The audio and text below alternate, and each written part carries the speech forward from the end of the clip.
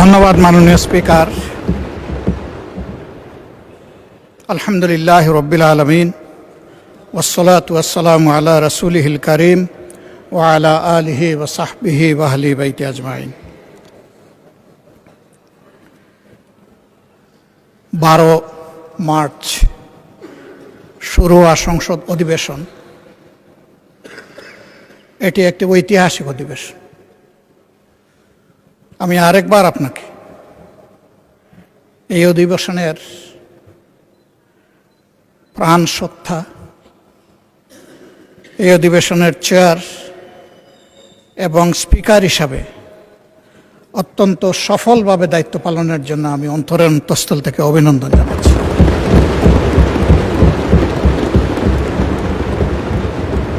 মাননীয় স্পিকার, আজকের এই গ্যালারিটা হচ্ছে বাংলাদেশ।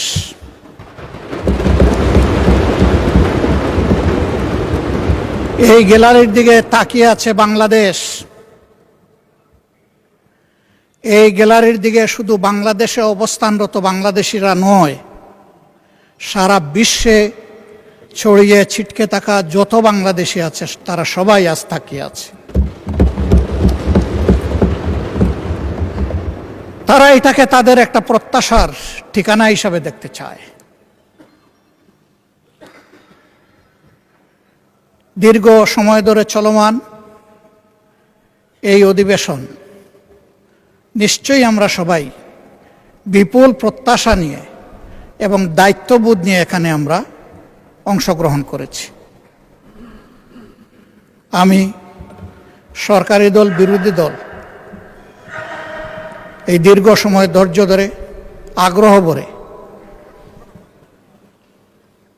অধিবেশনকে সফল করার জন্যে আমি অভিনন্দন জানাই এবং সেই সাথে অত্যন্ত খোলামেলাভাবে সবাই সবার মত ব্যক্ত করার ন্যূনতম সুযোগ পেয়েছেন, এই জন্য আমি আল্লাহ তাআলার শুকরিয়া আদায় করি।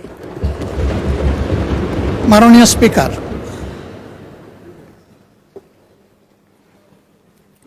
আমি গভীর শ্রদ্ধার সাথে স্মরণ করব আমার সম্মানিত কৃষক পিতা, যিনি অতি সাধারণ গ্রামের একজন অতি সাধারণ কৃষক ছিলেন।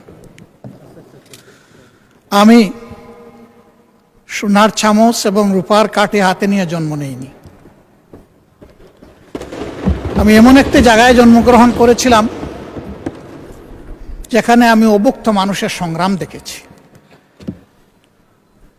আমি দেখেছি 2টা মাস আসলে মানুষের মধ্যে দারুণ হাহাকার, একটা চৈত্র মাস আর একটা কার্তিক মাস। তখন বাংলা মাসেরই চর্চা হতো, এখন তো আমরা সবাই ইংলিশ হয়ে গেছি। এবং এই অধিবেশনে হয়ে আসে দেখলাম যে আমরা উর্দুও হয়ে গেছি। অধিবেশনের সুবাদে বিশেষ করে সরকারি দলের বন্ধুদের কাছ থেকে বুঝে না বুঝে উর্দু শুনে কিছুটা হলেও শেখার চেষ্টা করেছি। ধন্যবাদ তাদেরকে। মাননীয় স্পিকার, এই 2টা সময় মানুষ অগ্রিম তাদের শ্রম বিক্রি করে দিত। পেটের ক্ষুধায় ধান কাটার মৌসুমে একজন মানুষ যদি তখন 12 টাকা বেতনে কাজ করত, তাহলে অগ্রিম হিসাবে 5 টাকা বেতনেই পেটের ক্ষুধার কারণে তার শ্রম বিক্রি করে দিত। আলহামদুলিল্লাহ, বাংলাদেশ হাঁটি হাঁটি পা পা করে আজকে সেই অবস্থা থেকে উত্তরণ হয়েছে। তবে এটা ঠিক, আমাদের দেশ পরিচালনার দায়িত্ব যাদের উপর ছিল তারা যদি সততা, দক্ষতা এবং দায়িত্বশীলতার সাথে দেশ পরিচালনা করতেন, তাহলে 54 বৎসর অতীতে ফেলে আসা এই দেশটা আরো বহুদূর এগিয়ে যেত। এই জন্য ক্ষমতায় যখন কেউ থাকেন তখন তিনি অনেকটা ফিরিস্তার মতো অভিনয় করেন। অন্যদের শুধু দোষ দেখেন, দুর্নীতি দেখেন, অতীতের সব দুর্নীতি দেখেন। ওই মনে পড়ে গেল একজন মেহমানের কথা। উনি খাইতে বসেছেন, তো উনি হাত দেন না, অনেকক্ষণ বসে আছে। যিনি আতিথেয়তা করবেন তিনি এসে বললেন যে আপনি যে হাত দিচ্ছেন না। বলে কিসে হাত দিব, কয়েকটা ভাত দিয়ে রেখেছো, সাথে আর কিছু লাগবে না? কয়ে যে আপনি না একটু আগে এখানে এসে বললেন হেই ধুত। তা আমি এসে জিজ্ঞেস করলাম যে কারে আপনি ধমক দিলেন? কয় না, ওই দিকে একটা পবিত্র ঘরে একটা কুকুর ঢুকতে লাগছিল, এখান থেকে 4000 মাইল দূরে, আমি একটু এখান থেকে তাড়িয়ে দিলাম। বলল বাহ, আপনি 4000 মাইল দূরের কুকুর দেখলেন, কিন্তু ভাতের নিচের আপনি রুশটা দেখতে পারলেন না।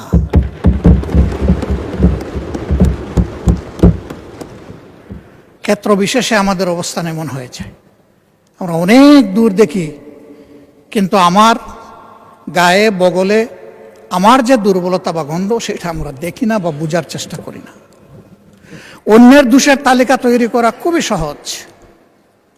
মানুষ কখনো মহৎ হতে পারে না যে শুধু অন্যের দোষের তালিকা তৈরি করে। মানুষ সেই মহৎ হয় যে নিজের দোষ খুঁজে বেড়ায়, যে আমি কোন ভুল করেছি। যখন মানুষটি নিজের ভুলের দিকে তাকায় তখনই তার সংশোধনের রাস্তাটা খোলা হয়ে যায়। আর অন্যের ভুল যখন খুঁজতে থাকে তখন তার কিন্তু আর ওই ভুল থেকে, নিজের ভুল থেকে ফিরে আসার রাস্তা বন্ধ হয়ে যায়। আমি এখানে এসে মাঝে মাঝে কনফিউশনে পড়ে যাই, আমি কি মহান জাতীয় সংসদে বসে আছি, নাকি আমি জেগে জেগে ঘুমাচ্ছি, আমি কি স্বপ্ন দেখছি, নাকি আমি বাস্তবেই ইতিহাস শিকার কোনো বিশ্ববিদ্যালয়ের ছাত্র হয়ে এখানে বসেছি। আমাদের 12 তারিখ থেকে শুরু করে আজকে 30 এপ্রিল পর্যন্ত চলে আসা বক্তৃতার আমি যদি ভুল না করি তাহলে 80 ভাগ ছিল ইতিহাস চর্চা। ইতিহাস চর্চা কোনো দোষের কাজ নয়, চলতে হলে জানতে হবে এবং অতীতকে ধারণ করে চলতে হবে, আবার অতীতের ভুল থেকেও শিক্ষা নিতে হবে। এটি হচ্ছে ইতিহাসের চাহিদা। কেন মানুষ আমাদেরকে এখানে নির্বাচিত করে পাঠিয়েছে? আমরা যখন এই নেতৃবৃন্দ সারা দেশ ঘুরেছি তখন শিশু থেকে বৃদ্ধ, নারী পুরুষ, শ্রমিক মজুর, মেহনতি জনতা, পেশাজীবী, ছাত্র শিক্ষক সবার সাথে আমাদের ইন্টারেকশন হয়েছে। একটা শিশু যখন আমাদের দিকে তাকায় থাকতো মনে হতো এই অবুঝ শিশুটি না বলা একটা জিজ্ঞাসা আমাদের দিকে ছুড়ে দিচ্ছে, আমি তো এই দেশের নাগরিক, আমি শিশু, আমাকে প্রোটেকশন দিন। আমি ঘর থেকে নিরাপদে বের হতে চাই, আবার আমি স্কুল থেকে নিরাপদে ঘরে ফিরতে চাই, আমি কি সেই প্রোটেকশন পাবো? এই শিশুটির না বলা ভাষা হয়তোবা এমন ছিল যে অন্য দেশের শিশুদের মতো আমিও কি আমার মেধা বিকাশের পরিচর্যা এবং সহযোগিতা এখানে পরিপূর্ণভাবে পাব? হয়তো সেই শিশুটি অবলা ভাষার মধ্যে এমনটাও ছিল যে আমি কি একদিন বড় হয়ে মানুষের মতো মানুষ হয়ে রাষ্ট্রের সঠিক জায়গায় যে আমার মেধার সার্ভিসটা আমি দিতে পারব।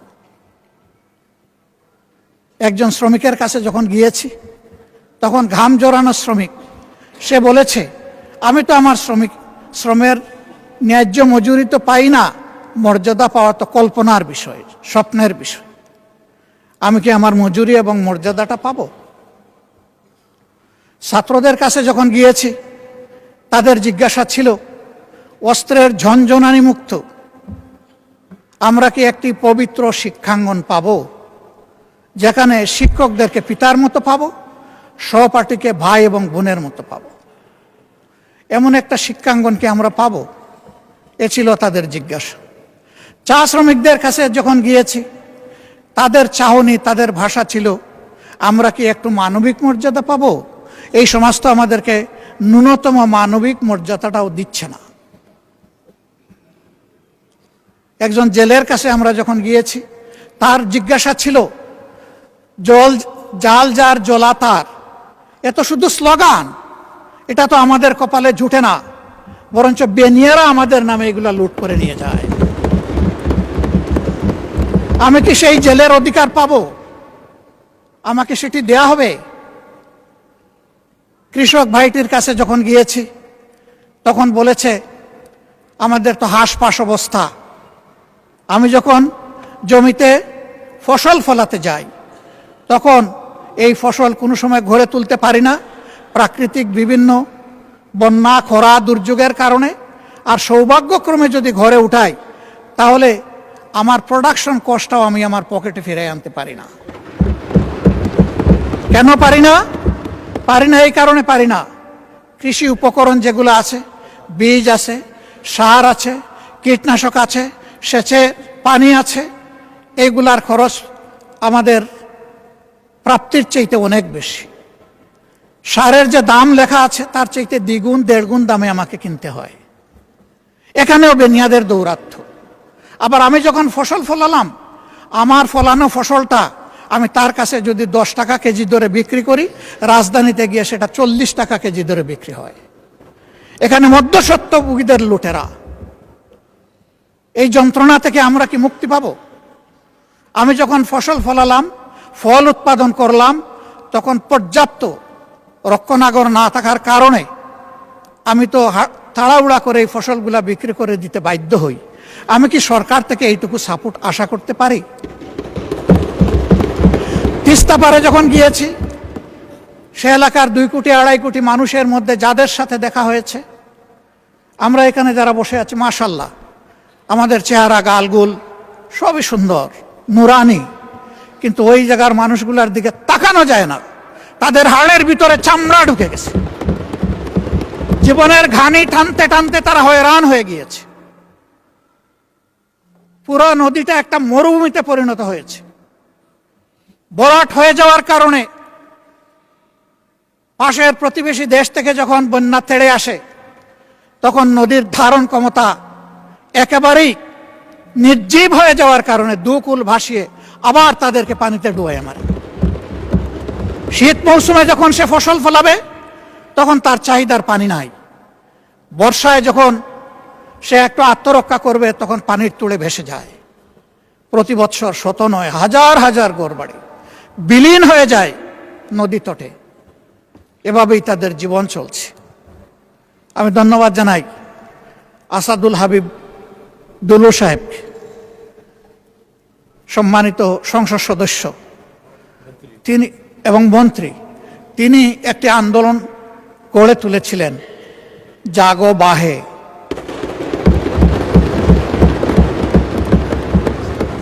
এই জাগা লোকগুলো এখন এই সংসদ, এই প্রধানমন্ত্রী, এই মন্ত্রী পরিষদ, এই সরকার আমাদের সবার দিকে তাকিয়ে আছে। আমাদেরকে তো জাগিয়েছে তো ঠিকই, আমরা কিন্তু আমাদের দাবি এখন বাস্তবায়ন হচ্ছে দেখতে চাই। মাননীয় স্পিকার, তিস্তা মহাপরিকল্পনা বাস্তবায়নের গল্প শুনতে শুনতে মানুষগুলা ক্লান্ত। এখন আর গল্প শুনতে চায় না, এখন তারা পদক্ষেপ দেখতে চায়। আমরা নির্বাচনের সময় কথা দিয়েছিলাম, কে সরকারে আসবে না আসবে আল্লাহ তাআলা নির্ধারণ করবেন। আমরা যদি সে সুযোগ পাই, আমাদের প্রথম পদক্ষেপ হবে তিস্তা নদীতে প্রথম কুদালটা কূপ মেরে। আমরা এখান থেকে শুরু করব। সারা বাংলাদেশ কম বেশি ঘোরার সুযোগ হয়েছে। রিয়েলি তিস্তা পারের মানুষগুলার মতো এত দুর্ভাগ্য পীড়িত মানুষ আমি বাংলাদেশের কোথাও আর দেখিনি। অবশ্যই আমাকে তাদের কথা বলতে হবে। আমার কথা এখানে তিস্তা মহাপরিকল্পনা বাস্তবায়ন অতি সত্বর, বিশ্বাসযোগ্য, দৃশ্যমান ভূমিকা নেওয়া হচ্ছে, আমরা দেখতে চাই। কারো চোখ রাঙ্গানিকে আমরা পরোয়া করব না। 20 কোটি মানুষের আলহামদুলিল্লাহ আল্লাহ তাআলা 40 কোটি হাত দিয়েছে। প্রত্যেকটি হাত সরকারের পাশে দাঁড়াবে, সরকার যদি সাহস করে এই পদক্ষেপ নেয়। আমি দাঁড়াবো, সবার আগে আমি দাঁড়াবো ইনশাআল্লাহ। মাননীয় স্পিকার, আমাকে একটা আসনের লোকেরা নির্বাচিত করে এখানে পাঠিয়েছে। মাঝে মাঝে আমি হাঁটি ঘুরি দেখি আর মনে মনে ভাবি, এটা কি রাজধানীর ছিটমহল? ছোট্ট একটি এলাকা, মাত্র দুটি খাল, ময়লার ভাগাড়, অবৈধ দখলদারিত্ব, রাস্তাগুলা সরু, আবার সেই রাস্তার মাঝখানে লাইট পোস্ট। হ্যাঁ, অবশ্যই আমি বলবো 2 মাস 2.5 মাসের সরকারের জন্য সব কিছু একেবারে চকের পলকে সমাধান করা সম্ভব নয়। শুরু হোক। আমাকে লোকেরা বলে সংসদে আমাদের কথা বলবেন, আমি বলি যে বলবো ইনশাল্লাহ। আমি সেই কথাগুলো এখন বলতে চাই। আবার আমি ফিরে আসবো আমাদের দায়িত্ব কর্তব্যে। কিন্তু আজকে আমি এখানে দাঁড়িয়ে কথা বলার সুযোগ পাচ্ছি ওই এলাকার মানুষগুলো তাদের ভালোবাসা, সমর্থন আর ভোট দিয়ে আমাকে এখানে পাঠিয়েছে বলে আমি এই জন্য তাদের প্রতি গভীর কৃতজ্ঞতা জানাই। একেবারে 47কে আমি সম্মান করি, কারণ ওই সীমারেখাটাই বর্তমানে বাংলাদেশের সীমারেখা। বরঞ্চ কিছু কিছু ক্ষেত্রে আমরা আমাদের নদী রক্ষা করতে পারিনি বলে আমাদের কিছু জমি চলে গেছে প্রতিবেশী দেশের পেটের ভিতরে। আমরা বাড়াতে পারি, ওই যা ছিল তাই। ওই 1 খণ্ড জমি আমরা পেয়েছিলাম, এই জন্য 70 সালের নির্বাচন হয়েছিল। 94 ভাগ ভোট যেগুলা কাস্ট হয়েছিল তার মধ্যে 94 ভাগ পেয়েছিল আওয়ামী লীগ। তারা আসলে এত ভোট পেয়ে তারা আসলে নিজেদেরকে ধরে রাখতে পারে নাই। সম্ভবত তারা আবেগে সীমালঙ্ঘন করে ফেলেছিলেন। এত মানুষের ভোটের প্রতি তারা সম্মান দেখাননি। যে ভোটের সম্মান পাকিস্তানি সরকার না দেখার কারণে অনিবার্য হয়ে উঠল মুক্তিযুদ্ধ, তারাই সেই ভোটটাকে আবার গলা টিপে হত্যা করলেন। তারা বাকশাল কায়েম। আমাদের অনেক বন্ধু 72-এর সংবিধান সম্পর্কে তাদের হোল হার্টেড রেসপেক্ট তারা পে করেন, আমি পারি না এই জায়গায়। যারা করেন তারা এখন সরকারি ট্রেজারি বেঞ্চে অনেকে বসে আছে। আপনিও পারেন না, কারণ 72-এর সংবিধানটাকে পরিবর্তন করে দিয়ে গেছেন মরহুম প্রেসিডেন্ট শহীদ জিয়াউর রহমান। তিনি 72-এর জায়গায় ওটা রাখেন নাই। যে জায়গাগুলো তার দৃষ্টিতে সংস্কার মেরামতের দরকার ছিল তিনি করেছেন। তাইলে এখন কেমনে আমরা বলতে পারি যে আমরা 72-এর সংবিধান চাই? এটা তো আমরা বলতে পারি না। আমাদেরকে এমনভাবে বলা হয় আমরা যেন সংবিধানই মানি না। তো সংবিধান না মানলে এখানে আসলাম কেমনে, বসলাম কেমনে, এই দেশে বসবাস করি কেমনে? উই আর ল অ্যাবাইডিং পিপুল। যত সময় পর্যন্ত দেশে বিদ্যমান সংবিধান আছে আমরা তার বিরুদ্ধে আন্দোলন করতে পারি কোনো পরিবর্তনের জন্য, কিন্তু বিদ্রোহ করব না। একজন নাগরিক হিসাবে এটাই আমার দায়িত্ব। আমি আমার দাবি অব্যাহতভাবে জানিয়ে যাব যতক্ষণ পর্যন্ত আমার দাবি বাস্তবায়ন না হবে। তবে হ্যাঁ, আমার দাবিটা যদি যৌক্তিক না হয় তাহলে এটাকে আমি যে কোনো সময় অ্যাবান্ডন ঘোষণা করতে পারি, তাতেও কোনো সমস্যা নেই। মাননীয় স্পিকার, এই ছোট্ট এলাকাটি মাত্র 2টি থানা নিয়ে গঠিত, কাফরুল এবং মিরপুর। মিরপুরের পুরাটা না, আংশিক। এই জায়গাটির মধ্যে কিছু অবকাঠামোগত সমস্যা আমাদের রয়েছে, সেগুলোর দিকে একটু নজর দেওয়ার জন্য আমি সংশ্লিষ্ট মন্ত্রণালয়ের সম্মানিত মন্ত্রীবর্গকে আহ্বান জানাবো, অনুরোধ জানাবো। ইব্রাহিমপুর বাজার এলাকার যানজট নিরসনে মাস্টার প্ল্যান অনুযায়ী 100 ফুট রাস্তা বাস্তবায়ন এবং উত্তর কাফরুলের 350 মিটার দৈর্ঘ্য সরু রাস্তাটি প্রশস্তকরণ জরুরি। প্রথমটা একটা মাস্টার প্ল্যান আগে থেকে আছে, এখন এটা বাস্তবায়ন হওয়া দরকার। এই এলাকায় প্রায় যানজট লেগে থাকে, অসহনীয় যানজট। সেই জায়গাটার দিকে আমি দৃষ্টি আকর্ষণ করলাম। 4 নম্বর ওয়ার্ডের সরকারবাড়ি মোড় থেকে পলাশনগর এবং 13 নম্বর ওয়ার্ডের বড়বাগ থেকে পূর্ব মণিপুর পর্যন্ত অত্যন্ত জরাজীর্ণ রাস্তাগুলোর দ্রুত সংস্কার। বছরের পর বছর ভাঙ্গা চূড়া পড়ে আছে। এখানকার কন্ট্রাক্টর নাকি পালিয়ে গেছে, তো এখন কন্ট্রাক্টর আবার ফিরে এসে যতক্ষণ পর্যন্ত ওই ফ্যাসিস্টরা ধরা না দিবে ততক্ষণ পর্যন্ত কি মানুষগুলোকে এই যন্ত্রণা ভোগ করতে হবে? মাননীয় স্পিকার, এর তো একটা সমাধান হওয়া দরকার। এই জন্যে আমি মাননীয় স্থানীয় সরকার মন্ত্রণালয়ের সম্মানিত মন্ত্রীকে আমি অনুরোধ করব তিনি সদয় দৃষ্টি দিবেন।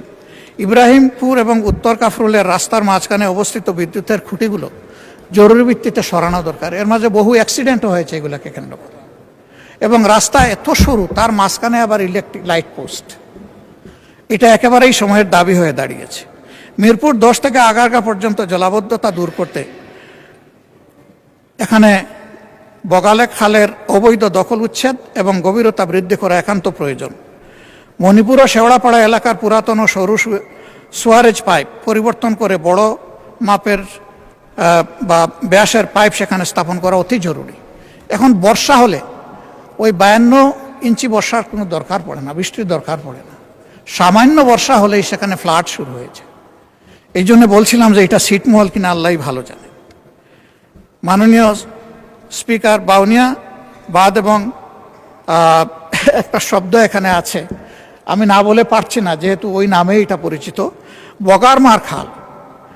সেই খালের পর নির্মিত নিচু কালভার্টগুলো পানির স্বাভাবিক প্রবাহে বাধা দিচ্ছে, এগুলো পুনর্নির্মাণ একান্ত প্রয়োজন। কতগুলো এলাকায় পানির জন্য এখন হাহাকার। গ্রামাঞ্চলে সুপেয় পানি পায় না, সেখানে হয়তো আর্সেনিক যুক্ত পানি, কিন্তু পানি পায়। আর এইখানে পানিই পাচ্ছে না, এইটা একটা ছোটোখাটো কারবালায় পরিণত হয়ে গেছে। আবার বিশেষ করে গত 1 মাস ধরে এই প্রবলেমটা খুব মারাত্মক আকার ধারণ করেছে। কি জন্যে আমি ঠিক জানি না। এই বিষয়ে ওয়াসার এমডির সাথে কথা হয়েছে, সংশ্লিষ্ট তাদের কথা হয়েছে, কিন্তু এখন পর্যন্ত তার কোনো সমাধান হয়নি। আমি লোকদের কাছে যাই, বলে কিচ্ছু দরকার নাই, আমাদেরকে বাঁচার জন্য 1 ফুটা পানি দেন। মাননীয় স্পিকার, আমি অত্যন্ত বিনয়ের সাথে অনুরোধ করব যে এই যে এলাকাগুলোয় পানির জন্য লোকেরা হাহাকার করছে, আমি এই নামগুলো অনেক দীর্ঘ, আমি এখানে পড়ে আপনার সময় নষ্ট করছি না, এগুলা সবাই জানে। আমি শুধু অনুরোধ করব যে এই পরিত্যক্ত এলাকাটাকে একটু শনাক্ত করে যেন তার প্রতি সঠিক মনোযোগ দেওয়া হয়।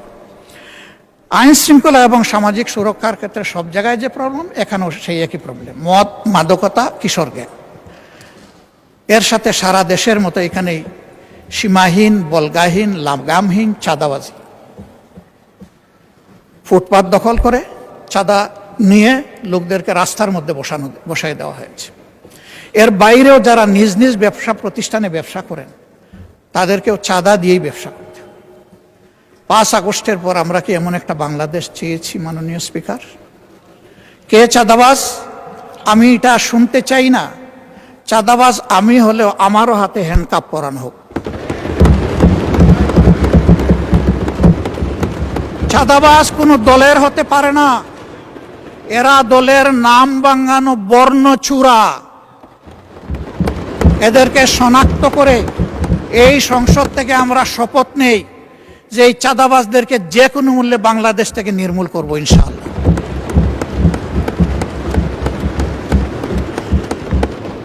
দখলবাজি নিয়ে বিভিন্ন জায়গায় ইনফাইটে কতগুলা মূল্যবান জীবন হয়ে গেছে, আমি তাদের জন্য দুঃখ প্রকাশ করছি।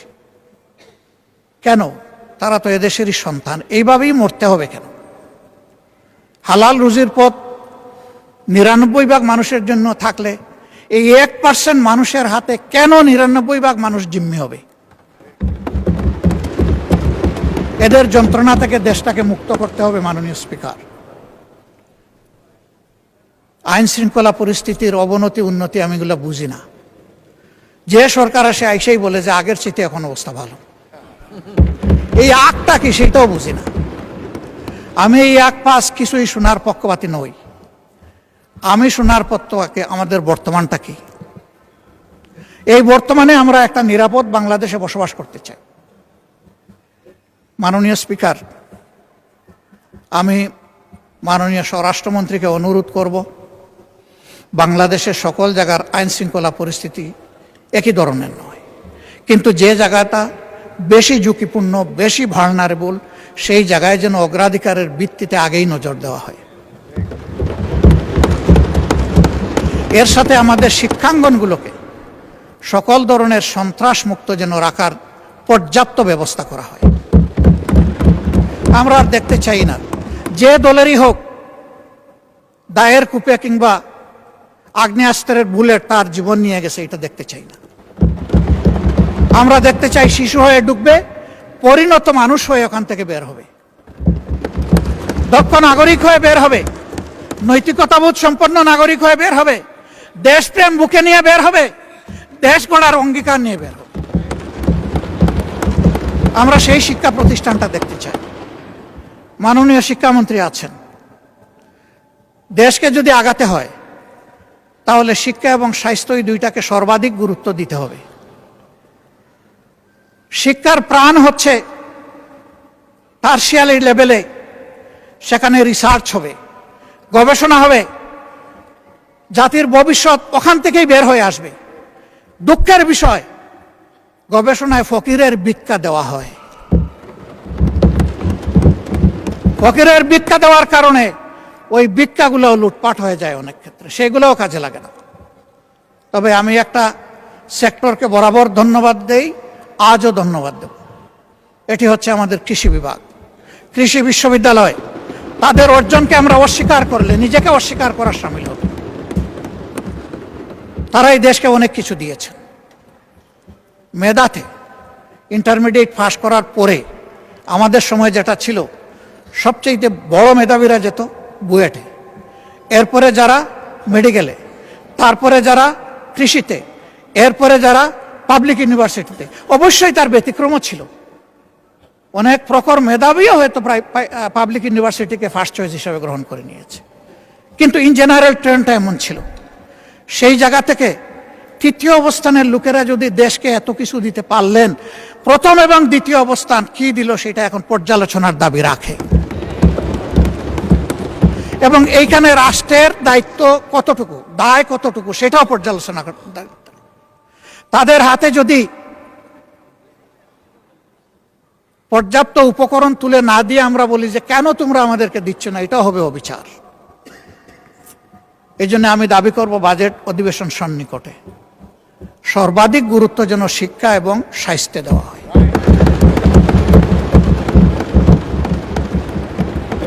যদি একটা সুস্থ সবল জাতি গঠন করতে হয়, অবশ্যই একটি সুস্থ স্বাস্থ্য ব্যবস্থা আমাদেরকে গড়ে তুলতে হবে। কিন্তু এখানে সবাই স্বাস্থ্য ব্যবস্থার ব্যাপারে হাহাকার করেছেন, সবচেয়ে বেশি হাহাকার করেছেন স্বাস্থ্য সেবার বিষয়টা নিয়ে। অনেকে বলেছেন স্বাস্থ্য সেবা নিজেই রুগী, আমাদেরকে সারিয়ে তুলবে কিভাবে। সঠিক, 1000 শয্যা বিশিষ্ট হাসপাতালে রুগী ভর্তি থাকে 3700।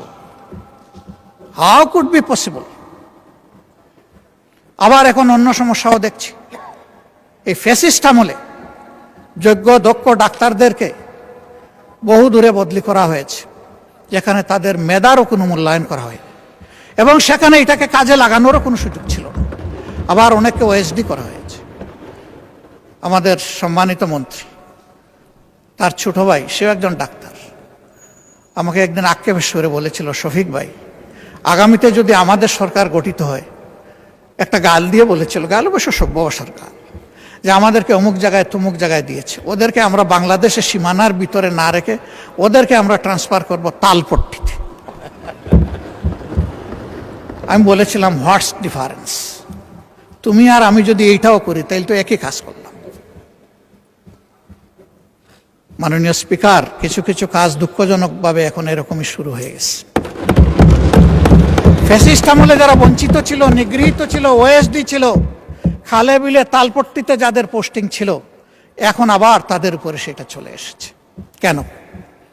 আমি মাননীয় প্রধানমন্ত্রীকে সম্মান রেখেই বলছি, তিনি বলেছেন আমরা একটা মেরিটোক্রেটিক নেশন বিল্ড আপ করতে চাই। আমি তাকে বলবো, দল আদর্শের ভিত্তিতে নয়, মেরিট এবং কমিটমেন্টের ভিত্তিতে সমস্ত নাগরিকগুলোকে আপনার নেতৃত্বে যেন মূল্যায়ন করা হয়। মাননীয় স্পিকার, জ্বালানি সংকট সমস্যা যাই বলি এসেছিল, সবাই কষ্ট পেয়েছেন, এখানেও যারা তারাও কষ্ট পেয়েছে। তবে আমাদের চাইতে সাধারণ নাগরিকরা অনেক বেশি কষ্ট ভোগ করেছে। আমরা এই বিষয়ে একটা অর্থবহ আলোচনা করেছি। এই সুযোগ দেওয়ার জন্য আপনাকে ধন্যবাদ জানাই। এই আলোচনার পরে যখন কমিটি হলো, সম্মানিত চিফ হুইপ বলেছেন, এই কমিটি হওয়ার পরে আমরা দেখি যে রাস্তার সেই কষ্ট দূর হয়ে গেছে অনেকটাই। কেন মাননীয় স্পিকার? দেশবাসী বিশ্বাস করতে শুরু করেছে যে একই বিষয়কে সরকারি দল এবং বিরোধী দল সিরিয়াসলি নিয়েছে, তারা এটা অ্যাড্রেস করবে, আমাদের সমস্যার সমাধান হবে। এই আস্থার জায়গাটা ফিরে আসার কারণ সমাধানের পথ খুলে গেছে। আমরা দোয়া করি যে এই যুদ্ধ এখনো অব্যাহত রয়েছে, তার পরিসমাপ্তি হোক। এই যুদ্ধ গোটা বিশ্বকে নাড়িয়ে দিয়েছে। আমরা আগেই বলেছি এই সংকট এই সরকারের তৈরি নয়, এটা global issue, global problem, crisis. আমরা এই জায়গায় দেখতে পাচ্ছি যে আমাদের পররাষ্ট্রনীতিতে আমরা অতীতের যে নিয়ম ছিল, শহীদ প্রেসিডেন্ট জিয়াউর রহমান কারো মুখের দিকে তাকাইয়া তার পররাষ্ট্রনীতি পরিচালনা করেন না, তিনি দেশবাসীর মুখের দিকে তাকিয়ে করেছিলেন। এখন এই জায়গা থেকে আমরা কেন সেই আওয়াজটা একইভাবে দিতে পারলাম না? আমাদের একটি বন্ধু রাষ্ট্র কেন আক্ষেপ করে বলে যে আমাদের চরম কষ্টের সময়ে আমরা বাংলাদেশকে পাশে পেলাম না? কেন এই কথা বল? Will be in a justified runner, আমাদের রেস হবে জাস্টিফিকেশনের উপর। যেই মজলুম হবে সে আমার প্রতিবেশী কিংবা দূরবর্তী যেই হোক, তার প্রতি আমাদের সমর্থন থাকবে। আর যেই জুলুম করবে তার জুলুমেরও আমরা প্রতিবাদ করব আমাদের ভাষায়, আমরা যে ভাষাটা বুঝি, কারো শেখানো দেওয়া ভাষায় না। নির্বাচনী ইশতেহারে আমরা যেমন বলেছি, বিএনপিও তেমন বলেছে যে আমাদের পররাষ্ট্রনীতি হবে স্বাধীন পররাষ্ট্র, সবার আগে বাংলাদেশ। আমরা সেই জায়গাটা দেখতে চাই। আমরা কাউকে বরাবর বলে এসেছি আমাদের সীমাহীন বন্ধুর প্রয়োজন আছে, কিন্তু একজন প্রভুর দরকার নাই আমাদের। আমরা সেই জায়গাটাই দেখতে চাই। মর্যাদার সাথে মাথা উঁচু করে সমতা, ন্যায্যতা এবং মিউচুয়াল রেসপেক্টের ভিত্তিতে পরিচালিত হবে আমাদের পররাষ্ট্রনীতি। এই জায়গাটা নিশ্চিত করুক সরকার, আমরা এটাই সরকারের কাছে প্রত্যাশা করি। আমাদেরকে বলা হয় মাঝে মাঝে, আমাদের ট্রেজারি বেঞ্চের বন্ধুরা বলেন যে এমন কোনো কাজ আপনারা করবেন না যে কারণে আবার পতিত ফ্যাসিস্টটা ফিরে আস। আমরা তো এটা চাই না, কিন্তু নির্বাচনের আগে আমরা দেখলাম কিছু কিছু সিনিয়র নেতা পর্যন্ত তাদেরকে আশ্বস্ত করে নিশ্চয়তা দিয়ে বলছেন আপনাদের সকল মামলা উঠিয়ে দেব, আপনাদের জন্য আমাদের দুয়ার খোলা, আপনাদেরকে আমরা পর্যাপ্ত নিরাপত্তা দেব। আমরা জানি না এখনো তাদের সেই সম্পর্ক বিদ্যমান আছে কিনা। আমাদের কথা একদম পরিষ্কার, ফ্যাসিস্ট আমলে যতগুলো অপরাধ সংগঠিত হয়েছে, যতগুলো খুন হয়েছে, গুম হয়েছে, যত জায়গায় মানবতা লঙ্ঘিত হয়েছে, দর্শন হয়েছে, এই প্রত্যেকটি অপরাধের বিচার করতে হবে এবং সেই বিচার উসমান হাদি পর্যন্ত আসতে হবে। মাননীয় স্পিকার, কিন্তু বিচারের দিকে তাকিয়ে আমরা কিছুই বুঝতে পারছি না। বিচারের অঙ্গনে কি সবুজ পতাকা উঠছে না লাল পতাকা উঠছে না কালো পতাকা উঠছে, বুঝতে পারছি না। আমরা একটা সবুজ পতাকা দেখতে চাই। ওখান থেকে বলা হবে জাতিকে আমরা হতাশ করব না, জাতির প্রত্যাশার আলোকে মজলুমের পাওনা তার কাছে পৌঁছে দেব। না হলে শহীদরা, শহীদদের আত্মা, তাদের আপনজন, গুমের শিকার লোকগুলো তাদের আপনজন, দর্শনের শিকার হয়ে যে মা কেঁদেছে, যার চোখের পানিতে হয়তো একটা নালা নদী তৈরি হয়ে গেছে, তাদের আত্মা আমাদেরকে অভিশাপ দেবে। এই অভিশাপের ভার এই পার্লামেন্টের বহন করা ঠিক হবে না। মাননীয় বিরোধী দলের নেতা, আর কতক্ষণ সময় লাগবে? আপনি যতক্ষণ দিবেন। না, আপনার কতক্ষণ লাগবে? আপনি সারা রাত দিলে আমি রাজি আছি, 2.5 ঘন্টা দিলে রাজি আছি, 4 ঘন্টা দিলেও রাজি আছি। এটা আমার পাওনা। আপনি বলবেন সবাই পাইছে আধা ঘন্টা 20 মিনিট, আপনি একটা যৌক্তিক সময় নিন। আমি একটা যুক্তি দিয়ে যৌক্তিক সময় নিচ্ছি। যখন কার্য উপদেষ্টা কমিটির বৈঠকে 42 ঘন্টা সময় নির্ধারণ করা হয়েছিল এটার জন্য, তখন আমি বলেছিলাম যে এটা 50 ঘন্টা করেন। এইটা নিয়ে আমাকে 2 বার খুঁটা দিয়েছেন আমার সম্মানিত একজন সংসদ সদস্য এবং তার সূত্র ধরে আরো কয়েকজন। খুঁটাটাই যখন খাইলাম মাননীয় স্পিকার, তখন পুরা সময়টাকে আমার পাওনা নয়? কথা চান সেই দিক থেকে আপনি বিবেচনা করেছেন, আপনাকে ধন্যবাদ। মাননীয় স্পিকার, তা আমি এত চাইবো না, 4 ঘন্টাও চাইবো না, কমপক্ষে 2.5 ঘন্টাও চাইবো না, আমি শেষ করে দিচ্ছি, আমি সেই দিকে আগাচ্ছি। আমার বক্তব্যে যদি কোনো ধৈর্যচ্যুতি ঘটে আমি মাপ চেয়ে নিচ্ছি। মাননীয় স্পিকার, এই বাংলাদেশটাকে আমরা সবাই বলি যে আসেন ঐক্যবদ্ধভাবে এগিয়েছে, তো ঐক্যবদ্ধভাবে এগিয়ে যেতে হলে আসলে মানসিকতায় আমাদের সবার পরিবর্তন আনতে হবে। পরিবর্তন বক্তব্যে নয়, পরিবর্তন আনতে হবে মানসিকতায়। সেটা কি? সেটা আর কিছু নয়, let us agree to disagree. আমার অপিনিয়ন আমি দেব, আপনার অপিনিয়ন আপনি দেবেন, আমারটা আপনি শ্রদ্ধা ভরে শুনবেন, আপনারটা আমি শ্রদ্ধা ভরে শুনব। এরপরে যা যৌক্তিক তা নিয়ে আমরা সামনে এগিয়ে যাব। আমরা যদি এতই ক্ষিপ্তা বিরোধী দল হতাম তাহলে মাননীয় প্রধানমন্ত্রীর এই প্রস্তাবে আমরা সাড়া দিতাম না। আমরা তো বিরোধী দলকে ভালোবাসি না, আমরা তো এখানে বিরোধী দলকে প্রতিনিধিত্ব করতে আসি নাই, আমরা এখানে এসেছি 20 কোটি মানুষের জন্য কথা বলতে। আমরা প্রথম দিনই বলেছি সকল ভালো কাজে সহযোগিতা, আর যখনই ভুল দেখব তখনই আমরা কিন্তু প্রতিবাদ করব, আমরা চুপ করে বসে থাকব না।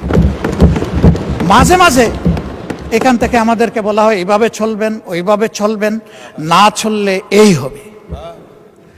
আসলে কি হবে সেইটা দেখতে দেখতেই তো বাংলাদেশিরা আজকে এই জায়গায় এসে দাঁড়িয়েছে। এটা মজলুমের মিলন মেলা, আমরা সবাই দেখে দেখে এখানে এসেছি। আর কপালে যদি ওই দেখা থাকে আরেকবার দেখবো, অসুবিধা কি? জনগণের জন্য কাজ করতে গিয়ে একবার কেন 100বার দেখবো, তাতে অসুবিধা কি?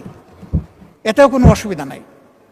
হ্যাঁ, আমি সর্বশেষ উদাহরণ দেব, যখন কেউ ক্ষমতায় থাকে তখন ওই রকমই কথাবার্তা সুন্দর করে বলে, গলার আওয়াজ বেড়ে যায়, চেহারার ভাবমূর্তি অন্যরকম হয়ে যায়। এই যে আমাদের জুলাই যোদ্ধারা যারা নেতৃত্ব দিচ্ছিল, আমাদের তরুণ যুব সমাজ, তাদেরকেও তো ডিবিটে নিয়ে অনেক কিছু করা হয়েছে, কাণ্ডকারখানা। তাদের সেই দিনের করুণ আহাজারি আর্তনাদ জাতি দেখেছে, বিশ্ব দেখেছে, কিন্তু তাই দিয়ে কি আন্দোলন দমানো গেছে? তাই বলে কি এদেরকে দমানো গেছে? এটা হয় না। চাবুক পিঠে দিতে পারবেন, কিন্তু চাবুক আপনি হৃদয়ের উপরে দিতে পারবেন না। কাজেই আমাদের ভাষা যদি হয় পরস্পরকে শ্রদ্ধা করে, পরস্পরকে মেনে নিয়ে সম্মান করে, ইনশাআল্লাহ নতুন বাংলাদেশ দেখবে। এখানে মাঝে মধ্যে আমি ধারণা করি যে কিছু শিক্ষা প্রতিষ্ঠানের শিক্ষার্থীরা এসে এখানে বসেন, তারা অবজার্ভ করেন। উই ডু স্যালিউট এই উদ্যোগ নেওয়ার জন্য। ওরা যেন এখানে এসে আমাদের দ্বারা অনুপ্রাণিত হয়। ইয়েস, আমরা আমাদের এনসিস্টরদের সত্যিকারের এনসিস্টর হিসাবে পেয়েছি। আমরা গর্বিত সাকসেসর হতে চাই তাদের। আমাদের সব কিছু দেখে যেন তাদের মধ্যে সেই উদ্দীপনাটা আসে। ইতিহাসের বিশাল কুপাকুপির পরে কোনো সম্মানিত সদস্য একেবারে শেষে এসে বলেন যে এগুলা বাদ দিয়ে আসেন, আমরা ঐক্যবদ্ধভাবে এগিয়ে যাই। তা আগে দাগ উড়ালগুলা ফেলে দেন, ওই কুপাকুপিগুলো আমরা বাদ দেই, সেটা আমিই দেই আর ওখান থেকেই দেওয়া হোক। ওগুলা ফেলে দিয়ে যখন ঐক্যের ডাক দেওয়া হবে, সেই ডাকটা তখন হবে কার্যকর ডাক।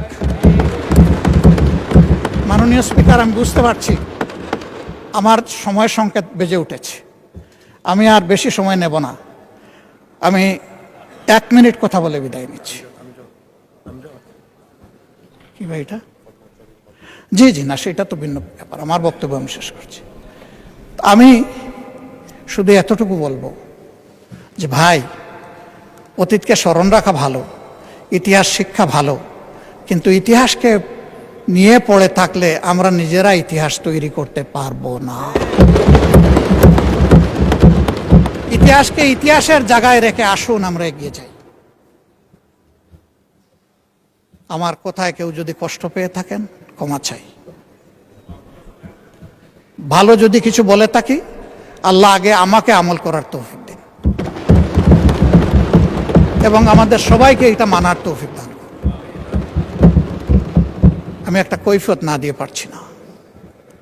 মাননীয় প্রধানমন্ত্রীর পরিবারকে জড়িয়ে যারা অশ্লীল আচরণ করেছে, উনি এখনো বিচার চান নাই, আমি তার পক্ষে তাদের বিচার চাই।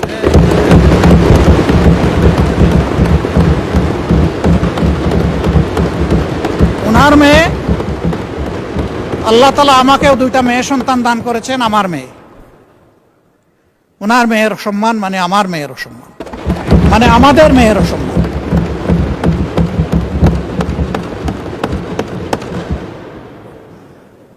এই ইতর প্রাণীগুলা কারা,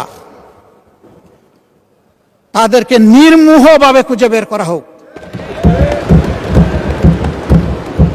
প্রিকনসেপ্ট কোন আইডিয়া থেকে নয়, ব্লেম গেমের জায়গা থেকে নয়, ভেরি ট্রান্সপারেন্টলি এটা বের করে আনা হোক।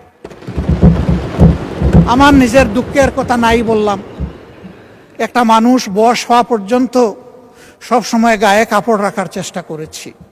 মা বাপ যেটুকু পেরেছেন, আমি এখন যেটুকু পারি সামর্থ্যের আলোকে। কিন্তু আমার যে কতবার কাপড় চোপড় খুলে ফেলে, নিজেরটা আমি কারে বলবো? মাননীয় স্পিকার, কি শিখাচ্ছি, কাদেরকে প্রশ্রয় দিচ্ছি? মনে রাখবেন, আমাদের কেউ যদি এদেরকে প্রশ্রয় দেই, একদিন এরা আমাদেরও কাপড় নিয়ে টান দেবে। এই নোংরা ধারা বন্ধ হওয়া উচিত। এর অস্ত্র সরকারের হাতে, আমরা সরকারকে পূর্ণ সহযোগিতা করব। সকল টেকনোলজি কাজে লাগিয়ে প্রথমত বলবো যে এই নোংরামি বন্ধ করার পথ বাহির করুন, গোটা ফিল্টার করে আউট করুন। তারপরে বলবো ইনসিডেন্টালি ওর অ্যাক্সিডেন্টালি কিছু হয়ে গেলে সেইটার কঠোর ব্যবস্থা নেই। আমি সংসদ সদস্যরা 2 জন দাঁড়িয়ে তাদের নিরাপত্তা চেয়েছেন, আমি খুশি হতাম তারা যদি বলতেন আমরা আমাদের নিরাপত্তা চাই না, আমরা 20 কোটি মানুষের নিরাপত্তা চাই। আমি বলবো আমরা 20 কোটি মানুষের নিরাপত্তা চাই। আমি ধন্যবাদ জানাচ্ছি বিশেষভাবে এই অধিবেশনকে সফল করতে যারা প্রচুর খাটুনি করেছেন, কষ্ট করেছেন। সমস্ত কর্মচারী, কর্মকর্তাবৃন্দ, মিডিয়ার লোকেরা যারা শৃঙ্খলার দায়িত্বে ছিলেন, তারা সবাইকে আমি ধন্যবাদ জানাচ্ছি বিরোধী দলের পক্ষ থেকে বা সারা অধিবেশনের পক্ষ। অতীতের রেওয়াজ এইটাকে সামনে রেখে, এইটা তাদের পারিশ্রমিক নয়, তাদের প্রতি সম্মান এবং ভালোবাসার নিদর্শন স্বরূপ আমি অনুরোধ করব মাননীয় স্পিকার, আপনি তাদের এক মাসের পরিমাণ বেতনের একটা ইনসেন্টিভ তাদের হাতে এই অধিবেশন শেষ হওয়ার সাথে সাথে সেই সিদ্ধান্তটি আপনাকে নেওয়ার জন্যে আমি আমার সমস্ত কর্মকর্তা কর্মচারী ভাই বোনদের পক্ষ থেকে আমি আপনাকে অনুরোধ জানাচ্ছি। তবে এই দিয়ে তাদের অবদানের সম্পূর্ণ কৃতজ্ঞতা আদায় করা সম্ভব নয়। আমি বিশ্বাস করি আমরা যেমন দেশের জন্য কাজ করেছি, এই কয়টা দিন তারা সীমাহীন পরিশ্রম করেছেন দেশের জন্যে, ইনশাআল্লাহ তারা সম্মানিত হবেন। মাননীয় স্পিকার, আপনাকে ধন্যবাদ। আসসালামু আলাইকুম ওয়া রাহমাতুল্লাহ।